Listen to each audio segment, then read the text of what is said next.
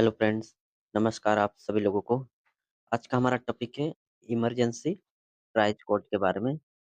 यह emergency triage code medical line में इतना इम्पोर्टेंट क्यों है, प्रॉब्लम है और उसे कितना जल्दी किस पेशेंट्स को मेडिकल फील्ड में बहुत इम्पोर्टेंस रोल निभाता है और तो ये देखते हैं हम कि जिसमें यह तय किया जाता है कि किस मरीज को सबसे पहले इलाज चाहिए। जब मरीज ज़्यादा हो और संसाधन सीमित, तब ट्राइज जान बचाने का सबसे ज़रूरी टूल बन जाता है। यानी हमारा जो ट्राइज कोड है, यह ट्राइज कोड एक क्या बन जाता हमारा है, बहुत इम्पोर्टेंट टूल बन जाता है। तो एज ए क्या है हमारा इमरजेंसी ट्राइज कोड, ये हमारा टूल है। इसे हम हिंदी में आपातकालीन छतनी प्रणाली कहते हैं। तो कोई चेस्ट पेन आया है मरीज और इसके वाइटल्स स्टेबल है। देन एक मरीज आया है मेरे पास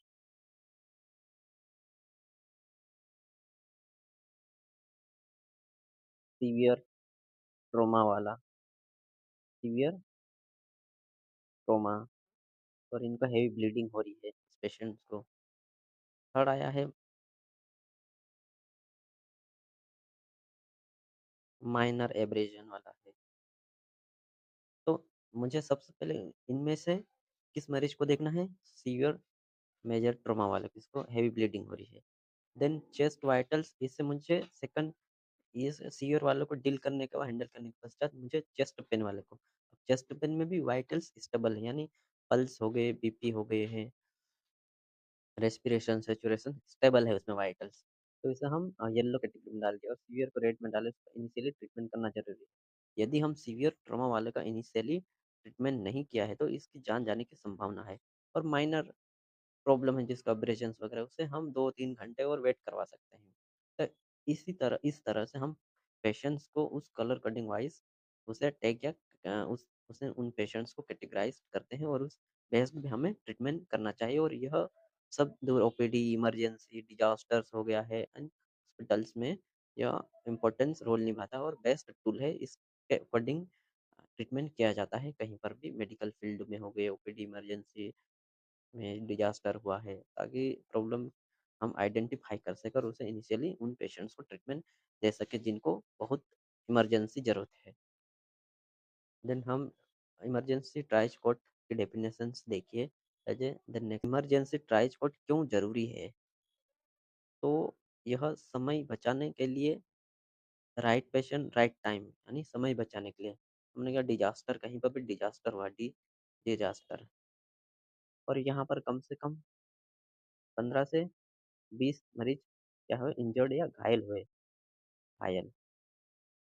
और इनमें से 15-20 में से ऐसे हैं 4 या 5 पेशेंट्स ज़्यादा, इनको सीवियर ब्लीडिंग हो रही है या इनको ज़्यादा प्रॉब्लम हो चुकी है, और 7 से 8 ऐसे मरीज हैं तो इनको बहुत कम, और देन 2 या 2 या 3 इनकी डेथ हो चुकी है मान लीजिए। तो उनमें से हमें तुरंत इनिशियली हमने देखा है और इनको फिर उन अ, कलर कोड में कंसीडर कर दिया कि किस कौन सा मरीज को कौन सा कलर कोड डालना है। इसे हमने येलो दिया है, एक को रेड दिया है, एक को ब्लैक दिया, एक को ग्रीन दिया है।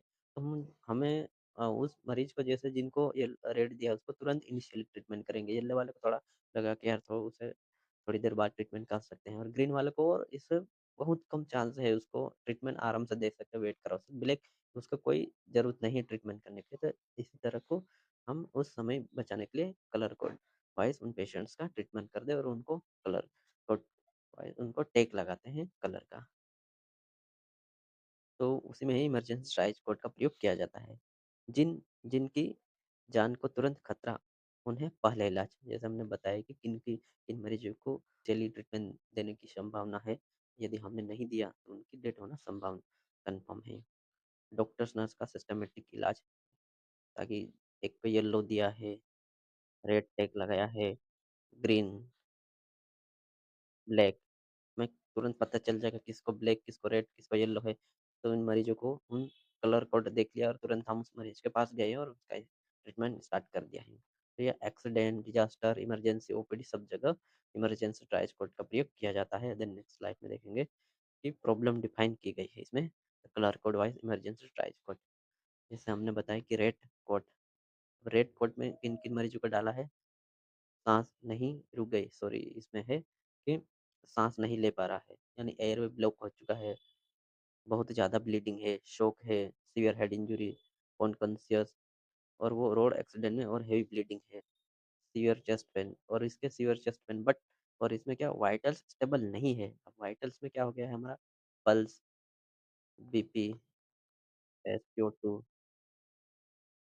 देन रेस्पिरेशन, ये वाइटल्स क्या हमारे हैं, स्टेबल नहीं है।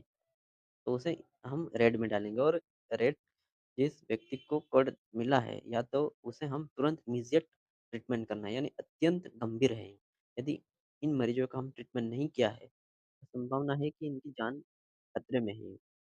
ऐसे मरीजों को हम इनिशियली ट्रीटमेंट देंगे तुरंत, और जिन पेशेंटों को इनिशियल ट्रीटमेंट की ज़रूरत है, उनसे हम रेड कोड में कैटेगराइज़्ड करेंगे, या इसमें रेड कोड में कंसीडर करेंगे। जैसे चेस्ट पेन हो रहा है इसे, प्लस इसका वाइटल स्टेबल नहीं है, तो इसे इनिशियली ट्रीटमेंट देगा। यदि इनिशियल ट्रीटमेंट नहीं दिया, हो सकता है उसका अटैक आया और इसकी डेथ होने की संभावना है। तो ऐसे मरीजों को हम रेड कलर में कंसीडर करेंगे।